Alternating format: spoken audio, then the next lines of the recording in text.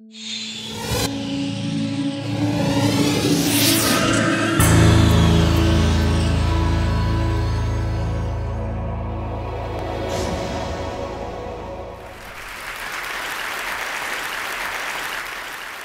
grew up interacting with the physical objects around us, and there are an enormous number of them that we every day use. Unlike our most computing devices, these objects are much more fun to use with. When you talk about objects, one another thing automatically comes attached to that thing, and that is gestures, how we manipulate these objects, how we use this object in everyday life. We use gestures not only to interact with these objects, but we also use to interact with each other. Like gesture of namaste, maybe to respect someone, or maybe in India, I don't need to teach a kid that this means 4 runs in cricket. It comes as a part of our everyday learning. So I'm very interested from beginning that how can our knowledge about everyday objects and the gestures and how we use this object can be leveraged to our interaction with the digital world. Rather than using a keyboard and mouse, why can I not use my computer in the same way that I interact in the physical world? So I started this exploration around 8 years back, and it literally started with a mouse on my desk. Rather than using that for computer, I actually opened it. And most of you might be aware that in those days, the mouse used to come with a ball inside, and there are 2 rollers that actually guides the computer that where the ball is moving and accordingly where the mouse is moving. So I was interested in these 2 rollers. And I actually wanted more, so I borrowed another mouse from a friend, never returned him, and I have now 4 rollers. What interestingly I did with these rollers is basically I took them off from these mouses and then put in a one line. It had some strings and pulleys and some spring. And what I got is basically a gesture interface device that actually acts as a motion sensing device made out of $2. So here, whatever movement I do in my physical world is actually replicated inside the digital world just using this small device that I made around 8 years back in 2000. Because I was interested in integrating these 2 worlds, I thought of sticky notes. I thought, why can I not connect the normal interface of physical sticky note to our digital world? A message written on a sticky note with my mom on a paper can come to an SMS, or maybe a meeting reminder automatically syncs with my digital calendar. And a to-do list automatically syncs with you. But you can also search in the digital world, or maybe you can write a query saying, what is Dr. Smith's address? And this small system actually prints out. So it actually acts as a paper input-output system, just made out of paper. In one another exploration, I thought of making a pen that can draw in 3 dimensions. So I implemented this pen that can help designers and architects not only think in 3 dimensions, but they can actually draw so that it's more intuitive to use that way. Then I thought, why not making a Google map, but physical world? Rather than typing a keyword to find something, I put my objects on top of that. If I put a boarding pass, it will show me where is your flight gate. A coffee cup will show you where you can find more coffee, or where you can trace that cup. So this was some of the earlier explorations I did, because the goal was to connect these 2 worlds seamlessly. Among all these experiments, there was one thing very common. I was trying to bring a part of the physical world to the digital world. I was taking some part of the objects or anything intuitiveness of the real life and bringing them to digital world. Because the goal was to make our computing interfaces more intuitive. But then I realized that we humans actually are not interested in computing. What we are interested is in information. We want to know about things. We want to know about dynamic things going around. So I thought about last year, in the beginning of the last year, I started thinking that why can I not take this approach in reverse way? Maybe how about I take my digital world and paint the physical world with that digital information? Because pixels are actually right now confined in these rectangular devices that fits in our pocket. Why can I not remove this confine and take that to my everyday objects, everyday life, so that I don't need to learn the new language for interacting with those pixels? So in order to realize this dream, actually I thought of putting a big size projector on my head. I think that's why it's called head-mounted projector, isn't it? I took it very literally and took my bike helmet, put a little bit cut over there so that project actually fits nicely. So now what I can do, I can augment the world around me with this digital information. But later, I realized that I actually wanted to interact with those digital pixels also. So I put a small camera over there that acts as a digital eye. Later, we moved to a much better or consumer-oriented pendant version of that many of you are now knowing as Sixth Sense device. But the most interesting thing about this particular technology is that you can carry your digital world with you wherever you go with you. You can start using any surface or any wall around you as an interface. The camera is actually tracking all your gestures. Whatever you are doing with your hands, it's understanding that gesture. And actually, if you see, there are some color markers that in the beginning version we were using over there. You can start painting on any wall, that you stop by a wall and start painting on that wall. But we are not only tracking here one finger. We are giving you the freedom of using both of hands. So you actually can use both of your hands to zoom into or zoom out a map just by pinching operation over here. The camera is actually doing just getting all the images, it's doing the age recognition and also the color recognitions, and like so many small algorithms are going inside. So technically it's a little bit so complex, but it gives you an output which is more intuitive to use in some sense. But I'm more excited that you can actually take it outside. Rather than getting your camera out of your pocket, you can just do the gesture of taking a photo, and it takes photo for you, right?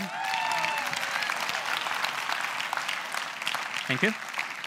And later, I can find a wall, anywhere a wall, and start browsing these photos. Or maybe, OK, I want to modify this photo a little bit and send it as an email to a friend. So we are looking for an era where computing will actually merge with the physical world.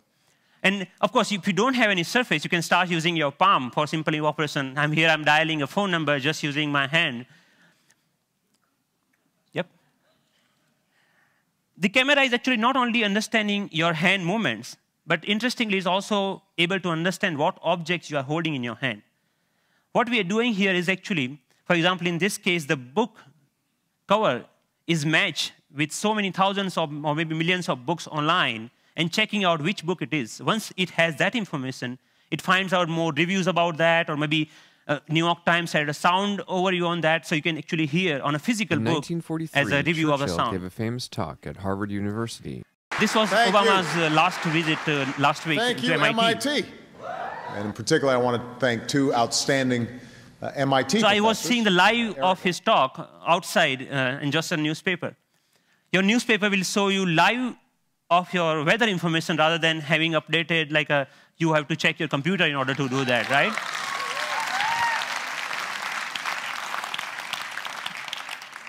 When I'm going back, I can just use my boarding pass and to check, oh, my flight has been how much delayed. Because at that particular time, I'm not feeling of opening my iPhone and checking out a particular icon.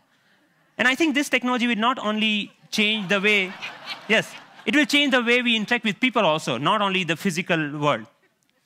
The fun part is like I'm going to Boston Metro and playing Pong game inside the train on the ground, right? And I think the imagination is the only limit of what you can think of when this kind of technology merging with the real life. But many of you argue, actually, that all of our work is not only about physical objects. We actually do lots of accounting and paper editing and all this kind of thing. What about that? And many of you are actually excited about the next generation tablet computers to come out in the market. So rather than waiting for that, I actually made my own and just using a piece of paper. So what here I did is remove the camera. All the cameras, webcam, have a microphone inside that camera. I removed that microphone from that. And that, just pinch that, like just make a clip out of that microphone and clip that to a piece of paper, any paper that you found around. So now the sound of the touch is exactly getting me when exactly I'm touching the paper. But the camera is actually tracking where my fingers are moving. You can, of course, watch movies. Good afternoon. My name is Russell, and I am a wilderness explorer in Tribe 54. And you can, of course, play games. Here, the camera is actually understanding how you're holding the paper and playing the car racing game.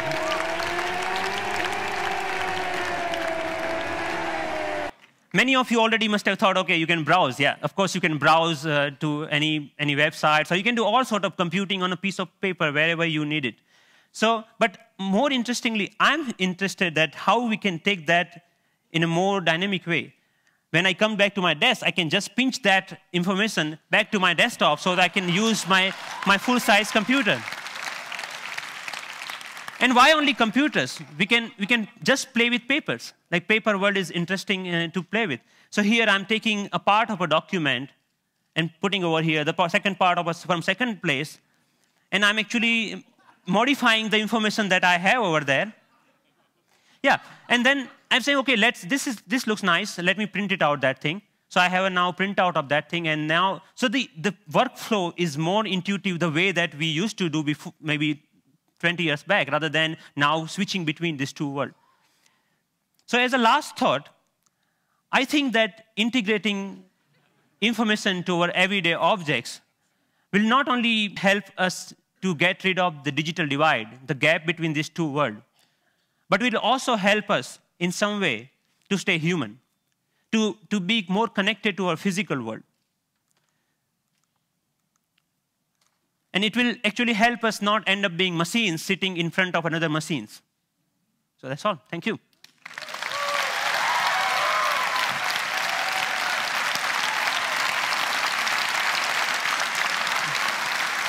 Thank you.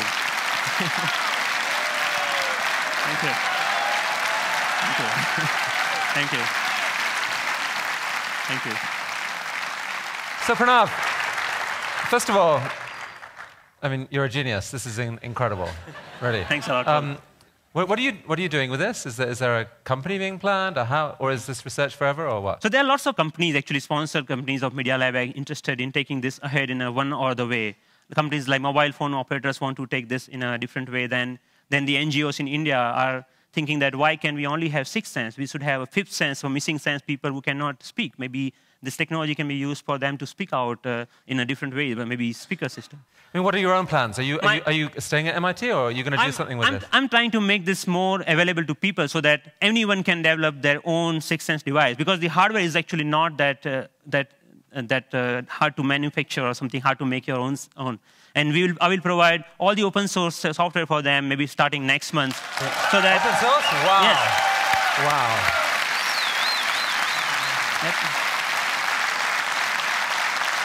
Are you going to come back to India with some of this at some point? Yes, of course. I mean, what are your plans? MIT, India, how are you going to split your time going forward? There is a lot of energy here, lots of learning. Like all of this work that you have ever seen is all about my learning in India. And now, even if you see, it's more about the cost effectiveness.